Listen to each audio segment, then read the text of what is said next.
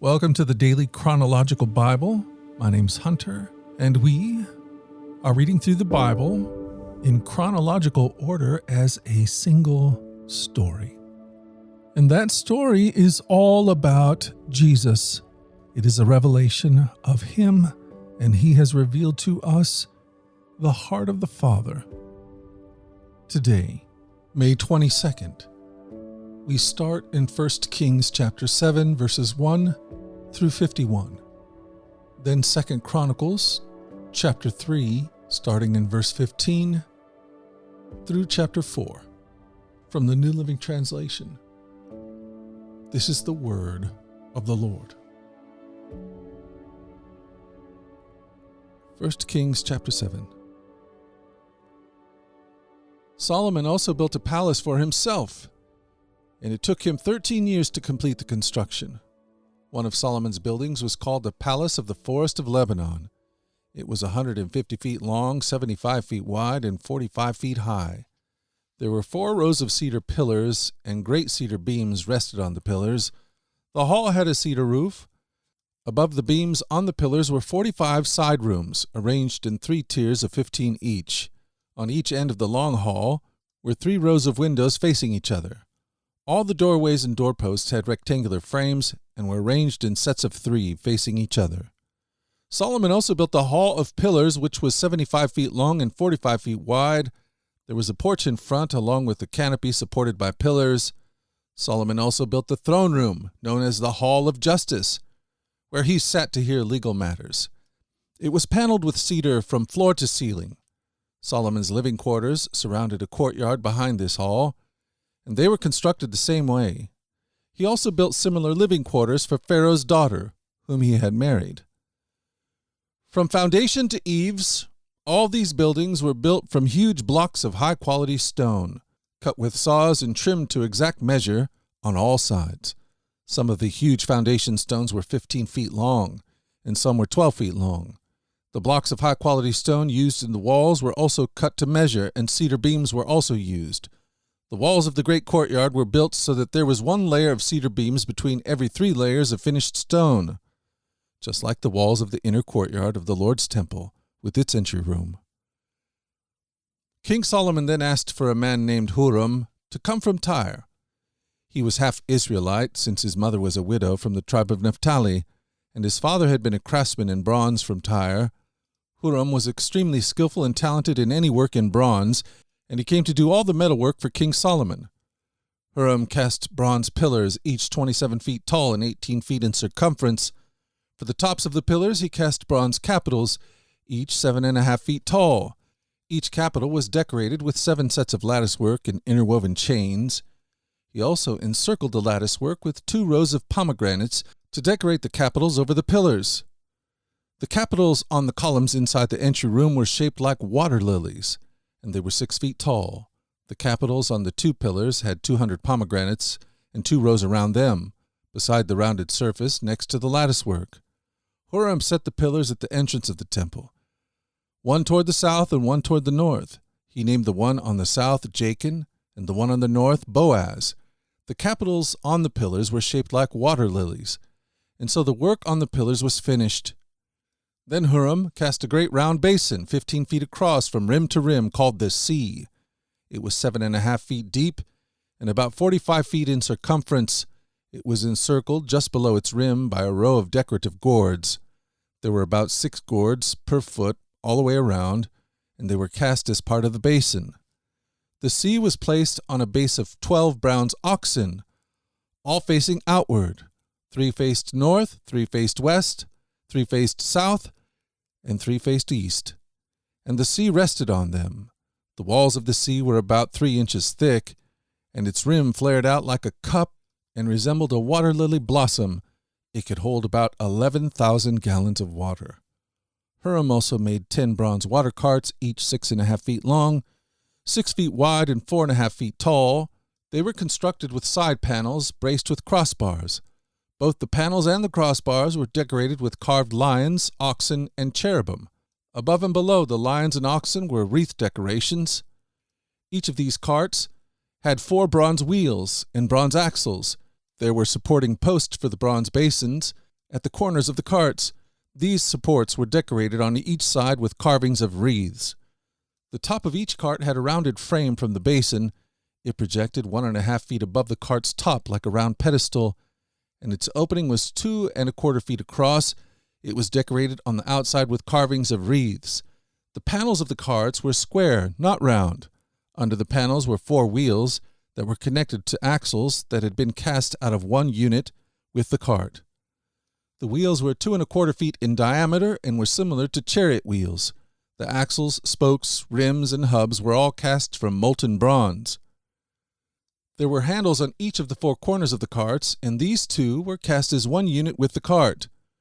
Around the top of each cart was a rim, 9 inches wide. The corner supports and side panels were cast as one unit with the cart. Carvings of cherubim, lions, and palm trees decorated the panels and corner supports wherever there was room. And there were wreaths all around. All 10 water carts were the same size and were made alike, for each was cast from the same mold. Huram also made 10 smaller bronze basins, one for each cart. Each basin was 6 feet across and could hold 220 gallons of water.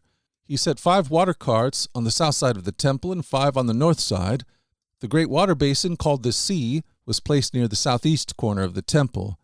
He also made the necessary wash basins, shovels, and bowls.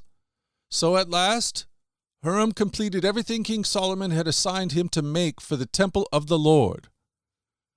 The 2 pillars, the 2 bowl-shaped capitals on top of the pillars, the 2 networks of interwoven chains that decorated the capitals, the 400 pomegranates that hung from the chains on the capitals, 2 rows of pomegranates for each of the chain networks that decorated the capitals on top of the pillars, the 10 water carts holding the 10 basins, the sea, and the 12 oxen under it, the ash buckets, the shovels, and the bowls. Huram made all these things of burnished bronze for the temple of the Lord, just as King Solomon had directed. The king had them cast in clay molds in the Jordan Valley, between Succoth and Zarethan. Solomon did not weigh all these things because there were so many. The weight of the bronze could not be measured. Solomon also made all the furnishings of the temple of the Lord: the gold altar, the gold table for the bread of the presence, the lampstand of solid gold, 5 on the south and 5 on the north, in front of the most holy place, the flower decorations, lamps and tongs, all of gold, the small bowls, lamp snuffers, bowls, ladles, and incense burners, all of solid gold, the doors for the entrance to the most holy place, and the main room of the temple, with their fronts overlaid with gold. So King Solomon finished all his work on the temple of the Lord. Then he brought all the gifts his father David had dedicated, the silver, the gold, and the various articles, and he stored them in the treasuries of the Lord's temple. For the front of the temple, he made 2 pillars that were 27 feet tall, each topped by a capital extending upward another 7½ feet. He made a network of interwoven chains and used them to decorate the tops of the pillars. He also made 100 decorative pomegranates and attached them to the chains.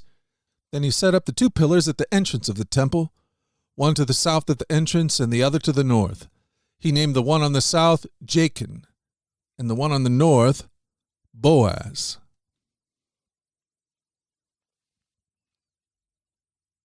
Second Chronicles chapter 4. Solomon also made a bronze altar 30 feet long, 30 feet wide, and 15 feet high. Then he cast a great round basin, 15 feet across, from rim to rim, called the sea. It was 7½ feet deep and about 45 feet in circumference. It was encircled just below its rim by 2 rows of figures that resembled oxen. There were about 6 oxen per foot all the way around, and they were cast as part of the basin. The sea was placed on a base of 12 bronze oxen, all facing outward. 3 faced north, 3 faced west, 3 faced south, and 3 faced east, and the sea rested on them. The walls of the sea were about 3 inches thick, and its rim flared out like a cup and resembled a water lily blossom. It could hold about 16,500 gallons of water. He also made 10 smaller basins for washing the utensils for the burnt offerings. He set 5 on the south and 5 on the north, but the priests washed themselves in the sea. Then he cast 10 gold lampstands according to the specifications that had been given, and he put them in the temple. 5 were placed against the south wall, and 5 were placed against the north wall. He also built 10 tables and placed them in the temple, 5 along the south wall, 5 along the north wall. Then he molded 100 gold basins. He then built a courtyard for the priests, and also the large outer courtyard. He made doors for the courtyard entrances and overlaid them with bronze. The great bronze basin called the Sea was placed near the southeast corner of the temple. Huram-Abi also made the necessary wash basins, shovels, and bowls. So at last Huram-Abi completed everything King Solomon had assigned him to make for the temple of God. The 2 pillars, the 2 bowl-shaped capitals on top of the pillars, the 2 networks of interwoven chains that decorated the capitals, the 400 pomegranates that hung from the chains on the capitals, 2 rows of pomegranates for each of the chain networks that decorated the capitals on top of the pillars, the water carts holding the basins, the sea and the 12 oxen under it, the ash buckets, the shovels, the meat hooks, and all the related articles. Huram-Abi made all of these things of burnished bronze for the temple of the Lord, just as King Solomon had directed. The king had them cast in clay molds in the Jordan Valley, between Sakut and Zartan. Solomon used such great quantities of bronze that its weight could not be determined. Solomon also made all the furnishings for the temple of God: the gold altar, the table of the bread of the presence, the lampstands and their lamps of solid gold, to burn in front of the most holy place as prescribed, the flower decorations, lamps and tongs, all of the purest gold, the lamp snuffers, bowls, ladles, and incense burners, all of solid gold, the doors for the entrance to the most holy place, and the main room of the temple, overlaid with gold.